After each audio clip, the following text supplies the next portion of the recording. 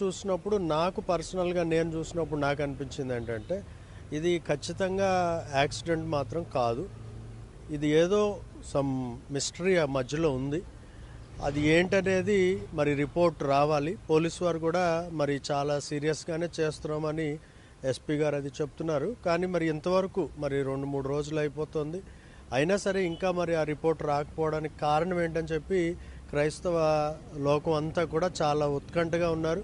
మరి ప్రత్యేకంగా చాలామంది ఫోన్లు చేసి ఏంటి సార్ ఎలాగా ఏంటి అని అంటున్నారు.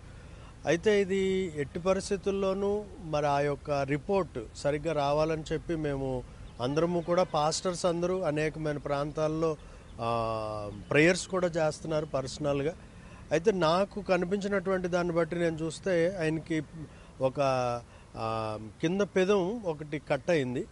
ఆ కింద పెదం కట్ అయింది చాలా మరీ లోతుగా కట్ అయింది. అది బహుశా నేను అనుకోవడం ఏంటంటే లోపల కూడా అది ఈ బోన్స్ అవన్నీ కూడా ఏదైనా ప్రాబ్లం అయిందేమోనని డౌట్.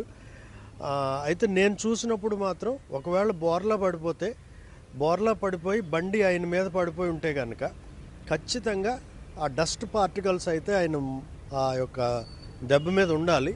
కానీ ఆ డస్ట్ పార్టికల్స్ ఏమి కనపడలేదు. అదొకటి డౌట్. రెండో డౌట్ ఏంటంటే అసలు హెడ్ ఇంజురీ అవ్వలేదు. హెడ్ మీద ఎక్కడా కూడా దెబ్బలు తగలలేదు.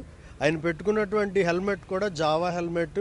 మరి ఎవరో అడిగినప్పుడు వాళ్ళు అన్నారు దాన్ని కారు మీద ఎక్కించేసినా సరే అది ఏం కాదండి, అది చాలా మంచిది, చాలా స్ట్రాంగ్గా ఉంటుందని అన్నారు.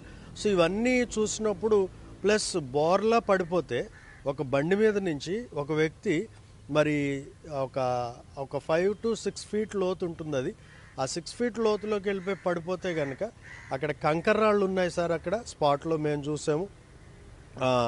అది దగ్గర 40 mm కంటే ఎక్కువ థిక్నెస్ తోటి ఆ కంకర రాళ్ళు ఉంటాయి.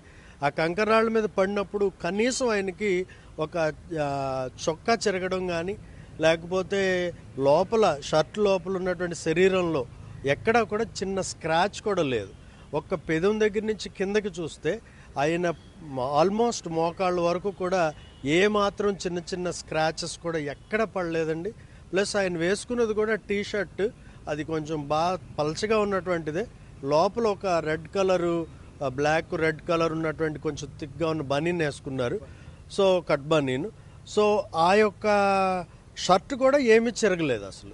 షర్ట్ అసలు ఏమీ చిరగలేదు. ఆ రాళ్ల మీద పడితే ఖచ్చితంగా చిరగాలి. రెండో డౌట్ ఏంటంటే ఒక మనిషి పడిపోతే ఫస్ట్ బండైనా పడిపోవాలి, తర్వాత వచ్చేసి మనిషి దూరంగా పడాలి, తర్వాత బండి వెనకాల పడాలి. లేదంటే బండి మొత్తం ఒకవేళ ఆయన మీద పడినా ఏ కాలు మీదో ఏ నడుము మీదో లేకపోతే ఏ తల దగ్గర అలా పడాలి. కానీ అదేదో ఒక ప్రీ ప్లాన్డ్గా ఫిక్స్ చేసినట్టుగా అనిపిస్తుంది. So these are all doubts. నేను పర్సనల్గా ఆయన శరీరాన్ని అంతా కూడా చూసాం. ఈవెన్ ప్యాంట్ అన్ని కూడా కట్ చేయించాము, షర్ట్ అంతా కట్ చేయించి చూసాము. ఆయనకి ఈ భుజం మీద ఒకటి ఈ భుజం మీద ఒకటి చిన్న చిన్న రక్తగాయాలు ఉన్నాయి. ఈ left side right side back side ఒక చిన్న గాయం ఉంది. అయితే సైలెన్సర్ కాలింది మాత్రం రైట్ లెగ్ మీద ఉందండి. అది ఒక 9 inches ఉంటుంది. సో అంటే ఈ చిన్న గాయాల వలన అంత పవర్ఫుల్గా మంచి మంచి స్ట్రాంగ్గా ఉన్నటువంటి హెల్మెట్ పెట్టుకున్నటువంటి వ్యక్తి మరి ఎందుకు అంత స్పాట్లో మరణించాడు? మరి అలాంటివి ఏమి ఇప్పుడు నిన్ననే అంటే అఫ్కోర్స్ ఇది మనం చెప్పాలో చెప్పక్కర్లేదు తెలియదు, కానీ ఒక 2-3 days బ్యాక్, ఒక 1 week బ్యాక్ అనుకుంటారు, గాడాల అనే ప్రాంతంలో ఒక కారు ఆటో గుద్దుకున్నాయి. ఆ ఆటోలో గుద్దినప్పుడు ఆటో ఒక డివైడర్ మీద పడితే ఆటో మొత్తం నుజ్జు అయిపోయి 12 మందిలో 2 అక్కడే స్పాట్లో చచ్చిపోయారు. మిగిలిన వాళ్ళకి చాలా పెద్ద పెద్ద గాయాలు అయ్యాయి. సో మరి ఇవన్నీ మనం క్రోడీకరించి చూస్తే ఒక యాక్సిడెంట్లో ఆయన చనిపోయాడని చెప్పి మనం డిక్లేర్ చేయడానికి ఏమాత్రము కూడా అవకాశం లేదు. మరి పోలీసు వారు చాలా పగడ్బందీగా చేస్తున్నామని చెప్తున్నారు. మరి మేము మా డౌట్స్ ఇంకొక డౌట్స్ ఏంటంటే మరి హైదరాబాద్లో బయలుదేరినటువంటి వ్యక్తి మరి హైదరాబాద్ నుంచి విజయవాడ వరకు ఎలా వచ్చాడు? విజయవాడ వరకు వచ్చినప్పుడు ఫుటేజ్లు ఏమైపోయాయి? రాజమండ్రి 12:40 కొవ్వూరు టోల్గేట్ దాటాడంటే ఒకవేళ ఆయన డైరెక్ట్గా ప్రయాణం ఎక్కడ ఆపకుండా వచ్చినా మోస్ట్ ప్రాబుల్ ఆయన 3 o'clockకి స్టార్ట్ అవ్వాలి. ఆయన ఇల్లు కాపురాలో అని చెప్తున్నారు. మరి కాపురాలో వచ్చినప్పుడు ఉప్పల్ వరకు కూడా ఖచ్చితంగా చాలా ఫుటేజెస్ ఉంటాయి. అది డే టైం అయి ఉండొచ్చు కూడా. మరి అక్కడి నుంచి విజయవాడకు వచ్చారు. విజయవాడ నుంచి వచ్చినప్పుడు రాజమండ్రి టోల్ గేట్ వరకు, అది కొవ్వూరు టోల్ గేట్ వరకు కూడా చాలా ఉన్నాయి. మరి ఈ ఫుటేజెస్ ఎందుకు ఇప్పటి వరకు బయటికి రాలేదు? మరి యంత్రాంగం ఏం చేస్తుంది అని చెప్పేసి ఈ క్రైస్తవ లోకం అంతా కూడా చాలా ప్రశ్నలు అడుగుతున్నారు. ఎస్పెషల్లీ మేము లోపలికి వెళ్ళడం వలన మమ్మల్ని చాలా ఒత్తిడి చేస్తున్నారు. మరి నేను పర్సనల్గా రిక్వెస్ట్ చేసేది ఏంటంటే ప్రభుత్వం కూడా దీని మీద తగినటువంటి చర్యలు తీసుకోవాలి. అలాగే మీడియా వారు కూడా ఎవరు ఏం చెప్తే అది కాకుండా ఆ యాక్యురేట్, మరి బిగ్ టీవీ వారు ఫస్ట్ నుంచి కూడా దాన్ని ఫాలో అవుతూ వస్తూ ఉన్నారు. మరి యాక్యురేట్ మెసేజ్ని మరి మనం పబ్లిక్లోకి పంపిస్తే రేపొద్దున ఈ మత సామరస్యాన్ని కూడా మనం కాపాడిన వాళ్ళు అవుతాం. వీఆర్ అదేవిధంగా చూసుకున్నట్లయితే ఇప్పుడు బైక్కి సంబంధించి అంటే సోషల్ మీడియా వేదికగా అనేక ప్రశ్నలు ఉత్పత్తి అవుతున్నాయి. అందులో కొవ్వూరు టోల్ గేట్కి వచ్చేటప్పుడు కూడా బైక్కి హెడ్ లైట్ వెలగట్లేదు, సిగ్నల్ లైట్ మీద ఉన్నారనేది పోలీసులు ప్రధానంగా చెప్తుంది. సో అది దానికి ముందే అటాక్ జరిగి ఉంటుందా? అందుకే కొవ్వూరు టోల్ గేట్ పడ్డ నుంచి కూడా రామ్మోహన్ అనే వ్యక్తికి లాస్ట్ కాల్ చేసి ఉంటారనేది అందరు సస్పెక్ట్ చేస్తున్నారు. అదేవిధంగా రెడ్ కార్కి సంబంధించి ఒక ఏఐ వీడియో కూడా, అంటే అది గుద్దింది అన్నది అబద్ధం. అలాగే చూసుకున్నట్లయితే ఎవరో ఆ రెడ్ కార్లో వచ్చి అటాక్ చేసినట్టుగా ఒక ఏఐ వీడియో కూడా ఈ మొత్తం క్రైస్తవ గ్రూపులు అన్నింటిలో కూడా తిరుగుతున్న పరిస్థితి కనిపిస్తుంది. దాన్ని ఏం చెప్తారు?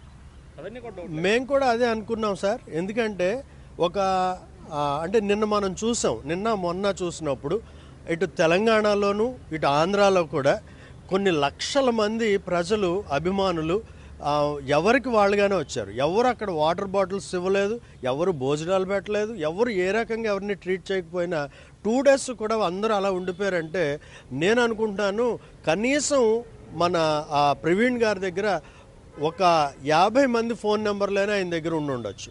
ఇంత లక్షల మందిలో కనీసం ఒక్కడికైనా ఫోన్ చేయాలి కదా. ఆయన ఫోన్ చేసి అరే నా హెడ్ లైట్ పాడైంది, కొంచెం మనం బాగు చేయించాలి అని అడగాలి. ఎందుకంటే కొవ్వూరు కూడా ఆయన మీటింగ్స్కి వస్తానని చెప్పారు. ఆ మీటింగ్ డేట్ కూడా మండే ఎప్పుడు ఇచ్చినట్టున్నారు, మండే ట్యూస్డే ఇచ్చినట్టున్నారు. వాళ్ళ నెంబర్లైనా ఆయన దగ్గర ఉంటాయి.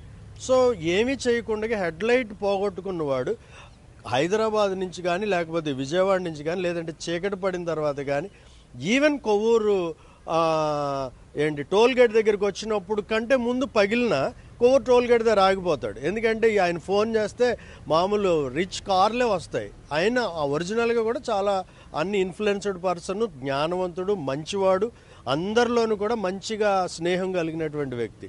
సో ఇవన్నీ డౌట్స్ ఉన్నాయి. ఇంకొకటి ఏంటంటే స్పాట్లోకి వెళ్ళినప్పుడు హెడ్ లైట్కి సంబంధించినటువంటి గ్లాసెస్ కానీ అవి ఏమి కూడా అక్కడ ఉన్నట్లుగా కనిపించలేదు. హెడ్ లైట్ పగిలినట్టుంది. ఒక మరి 45 years ఓల్డ్ ఉన్నటువంటి వ్యక్తి, లాంగ్ జర్నీ చేయాలని డిసైడ్ అయినటువంటి వ్యక్తి ఖచ్చితంగా అన్నీ సరిగ్గా చూసుకునే బయలుదేరతాడు. ఇది మనందరికీ తెలుసున్న సత్యమే. సో మరి ఈ విషయాలు కూడా మాకు చాలా డౌట్స్ ఉన్నాయండి. మరి పోలీసు వారు మరి రేపు బహుశా ఇస్తామని అంటున్నారు ఆ యొక్క రిపోర్ట్స్. మరి వారికి కూడా మేము విజ్ఞప్తి చేసేది ఏంటంటే యాజ్ ఎర్లీ యాజ్ పాసిబుల్ మరి వారు కొంచెం శ్రమ తీసుకునైనా సరే ప్రభుత్వం వారు, అలాగనే మరి హోమ్ మినిస్టర్ గారు, అలాగనే గవర్నమెంట్ అధికారులు వీళ్ళందరూ కూడా మరి కొంచెం ఈ క్రైస్తవ జనాంగము అంటే మేము కూడా ఒకటే కోరుకుంటున్నాం, సామరస్యకంగా ఉండాలి, ఎక్కడ కూడా ఏ ప్రాబ్లం అవ్వకూడదని చెప్పి. మరి క్రైస్తవులందరూ కూడా ప్రార్థనా పరులు. నిన్న చూశారు అక్కడ భార్య పిల్లలు అందరూ కూడా మరి వాళ్ళు చెప్పినటువంటి స్టేట్మెంట్స్ కూడా ఆల్రెడీ అన్ని చోట్ల రికార్డ్ అయి ఉన్నాయి. కనుక దయచేసి మా డౌట్స్ అన్ని వాటికి తగినటువంటి క్లారిఫికేషన్ ఇవ్వాలని చెప్పి మేము కోరుతున్నాం సార్. పోస్ట్ మార్టానికి సంబంధించి క్రైస్తవులకు సంబంధించి ఒక డాక్టర్ని కూడా లోపలికి అలౌ చేశారు. అయితే ఇన్ కెమెరాని పోస్ట్ మార్టం కూడా చేశారు. అయితే మీకు సంబంధించిన డాక్టర్ మీకు ఏమైనా క్రిటికల్గా ఉంది, ఇది కాదు, అట్లా యాక్సిడెంట్ కాదని ఏమైనా అనుమానం ఏమైనా వ్యక్తం చేశారా? అంటే డాక్టర్ గారు వెళ్ళడం మాత్రం కరెక్టే సార్. కానీ మరి అంటే అది ఉన్నటువంటి దాన్ని యాజ్ ఏ ప్రొఫెషనల్గా మరి వారిని మేమేమీ బలవంతం చేసి అడగలేదు. వారు కూడా రిపోర్ట్ వస్తేనే కానీ నేను కూడా ఏం చెప్పకూడదండి అని చెప్పానని అన్నారు. ఆయన వ్యక్తపరిచిన వాటిల్లో కూడా మాకేమీ అంటే డౌట్స్ అవేమి చెప్పలేదు. కానీ యాజ్ ఏ ఆయన మాతో పాటుగా పంచనామాలో ఉన్నారు కనుక మేము చెప్పిన డౌట్స్ అన్నీ కూడా ఆయనకి కూడా ఉంటాయి. ఇది టోటల్గా చూసుకున్నట్లయితే అనేక అనుమానాలు వ్యక్తం చేస్తున్నారు. ఇప్పటికే చాలా డౌట్స్ కూడా వినిపించారు.